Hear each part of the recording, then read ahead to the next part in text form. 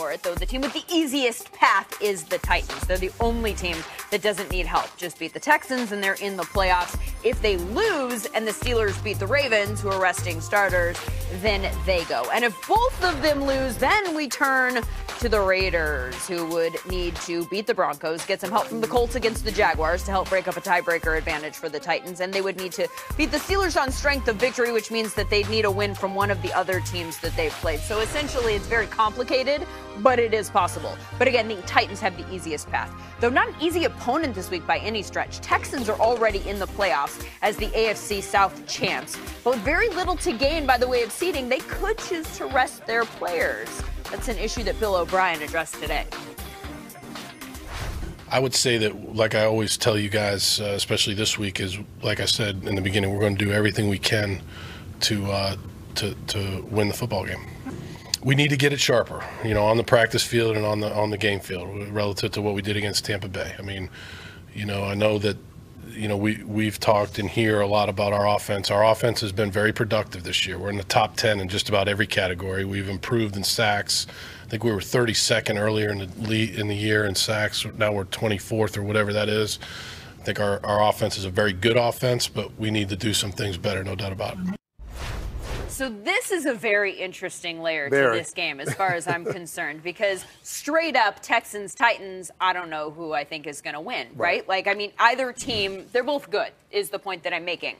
But if the Texans do decide to pull some people out at some point, that could change the whole complexion of this 6th seed. How do you see it going? It is, and it's smart football, but I think it depends on the Chiefs. The Chiefs play the earlier game. Right now, the Texans sit in the 4th seed, and if they can move up to the 3rd seed, I think that would help a little bit depending on who you play against. But if the Chiefs win, which they played before the Texans, then it's smart to rest players, especially when you've been plagued all year by injuries. The most important thing for the playoffs, going into the playoffs, is make sure you got a healthy squad. You got to work on some things. You've been running these plays all year long. You may see tweaks here and there on the offense or the defensive side of the ball. But if you don't have your impactful players, like the guy we're watching on the screen right there, if something happens to Deshaun Watson, if something happens to Hopkins, Will Fuller is already hurt. We got to get him back on the field. JJ could possibly come back. You've got to be smart. You got to make the right decisions going forward. If I'm 100% and my guys are ready to go, then I'm excited about the playoffs. There's not going to be any lackadaisical mentalities going through that locker room. Billy O'Brien has the juice. He has the mentality. Deshaun Watson, remember after the game, the interview, he knew they didn't play their best ball. He's going to be ramped up, ready to go. J.J. Watt's bringing the energy. He almost cried talking about he's about to play some more football. So they've got the right leaders in that locker room that'll keep guys ready to go. They know what's at stake. Veteran squad, veteran coaching staff. Health is key. So your point there is that they don't have to worry about the momentum of playing this week because they can ramp it up. They've been here before. They've won that division 3 times. They've been in the playoffs. They know what they need to do. But if they don't have their star players or players that can change the game, it doesn't really matter how much energy or momentum you have. You mentioned J.J. Watt. He shouldn't play this week, right? No, I don't think he is slated to play this week. And if he is, I would. If you don't need him, you're already in the playoffs. You already are going into the playoffs. You don't need to lose him before you actually start the playoffs. This is just week 17 for them. Well, another team that we'll be keeping an eye on this one, scoreboard watching perhaps, though I'm sure they won't admit that. That's the Steelers, who are playing a Ravens squad that is resting its starters. You will not see Lamar Jackson or Mark Ingram in this one. Nope. You will see Aditi Kinkhabwala right now with the latest from Pittsburgh. Wide receiver James Washington said it's a hot week here in Pittsburgh. The coaches are bringing the pressure, and the execution out on the practice field is extremely detailed. But when veteran linebacker Vince Williams heard that, he said, "Come on, we've been in a must-win situation since week 5. Now, there is certainly some truth to that, and if the Steelers do indeed win in Baltimore, it will be Williams and the defense that most likely carry the day. The Steelers will not have to see Lamar Jackson and Mark Ingram. They'll instead face Robert Griffin III and Gus Edwards. But still, defensive end Cam Hayward said this defense may need to help its offense out by scoring itself. The key to that, he said, is being aggressive, but being very calculated in how aggressive the defense is. Thank you very much, Aditi. So we've talked about the 6th seed. Now a reminder that the Ravens have nothing to play for this week. They are locked into the 1 seed for the playoff push on the AFC. Patriots and Chiefs are in the mix for the 2 seed at this point. Texans trying to clinch the 3 seed with a win and a Kansas City loss, and the Bills are locked into the 5. This season, Gillette is celebrating NFL athletes who exemplify the best men can be both on and off the field, inspiring the next generation of young men and women. This week's Community Spotlight, presented by Gillette, starts at the Boys and Girls Club of South Boston, where Patriots defensive back Stephon Gilmore spoke about leadership. It's an honor to be, Gillette to invite me out here and talk to the Boys and Girls Club just about life and growing up in this program and being a great person. And, it's an honor for me to come back and give back to the kids also.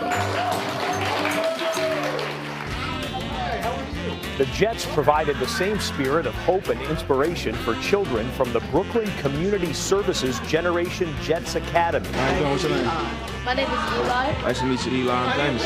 The team gave each student a $250 gift card. Got anything special you think you want to eat? Yeah. 1, 2, and 3. In Miami, you could see and hear the holiday cheer from children. The Dolphins hosted their annual holiday gift event at Hard Rock Stadium. It was pure joy for the children and the players who helped make it happen. In Denver, Santa looked a lot like a defensive lineman. Mr. Jones! Merry Christmas! The Broncos Boys and Girls Club holiday party. Take a picture with Santa! The team hosted 200 children from clubs throughout the Denver area. And in Dallas, wide receiver Randall Cobb shared leadership skills with the Boys and Girls Club. Gillette gave me the platform to come and speak to the kids, to have conversation with them, to let them know that I'm a human too. They may just see me playing football, but that's only a part of my life and a part of who I am. So being able to come and speak to them and put a face with the guy that they see in the jersey means all the world to me. And the 2 events Gillette hosted in Dallas and Boston are connected to a... Hope you had a great Christmas. Yes. We are back in action. Lindsey Rhodes and Scott Hansen ready to talk playoff push. That's right, 12 games with playoff implications this week. 5 that involve teams trying to get in. 1 that may or may not feature Zach Ertz. Our latest headlines today presented by Lexus, kicking off with an update out of Philly, and it is not the one that Eagles fans were hoping for. Their leading receiver still not cleared for contact, hasn't practiced since he broke his rib on Sunday. As for the Cowboys, they've been limiting Dak Prescott's workload this week. The injured quarterback hasn't thrown yet at practice. He's trying to rest his sprained AC joint, but says he hopes to throw on Friday. Drew Brees, a full participant today in New Orleans, but Michael Thomas was limited. The latter has a hand injury, the severity of which is unclear. The former Brees was listed as limited yesterday. According to Sean Payton, he has inflammation in his knee. He has been spotted in a sleeve. Derrick Henry spotted at practice today in Nashville. The Titans running back says that the week off last week to rest the hamstring helped him a lot. He says he is definitely ready to play on Sunday against the Texans with the 6th seed on the line. Raiders also in the mix for that playoff spot, but it is unknown whether they'll have their best running back. Josh Jacobs announcing out of nowhere yesterday that he underwent surgery yesterday. Not for a football injury, but a skin infection. John Gruden says it will not affect his playing status on Sunday. His shoulder, though, that might be another story. As for the Seahawks running backs, look who's back practicing with them. That is Marshawn Lynch. Back in a Seahawks jersey, getting in reps for Sunday in a pretty big game against the Niners for the division and possibly for the 1 seed. We've got reporters with both of those teams now. MJ Acosta with the Niners and Omar Ruiz. He is with the Seahawks. How's that throwback backfield looking, Omar? Well, by all accounts, Marshawn Lynch has looked great at practice, but we're not able to see that much. Russell Wilson saying that Lynch looks like he could play the entire game on Sunday. Well, that point will be debated until game time and kickoff. All the hype surrounding Marshawn Lynch's return, Wilson also adds that it'll be about Lynch's play on the field, while also adding that Lynch's intangibles certainly can play a part too. Marshawn's definitely one of those guys who's, no matter what, he's given everything, every play, every moment, and is going to bring that, and you're going to feel that, in the locker room. You're going to feel that, when he's in the huddle. So it's great to have him back, obviously, and bring that juice, bring that energy, bring that focus and tenacity. One other note from the Seahawks, Jadeveon Clowney says there's no way he's not playing, insisting that he will suit up on Sunday after missing a couple games with core injuries. He told me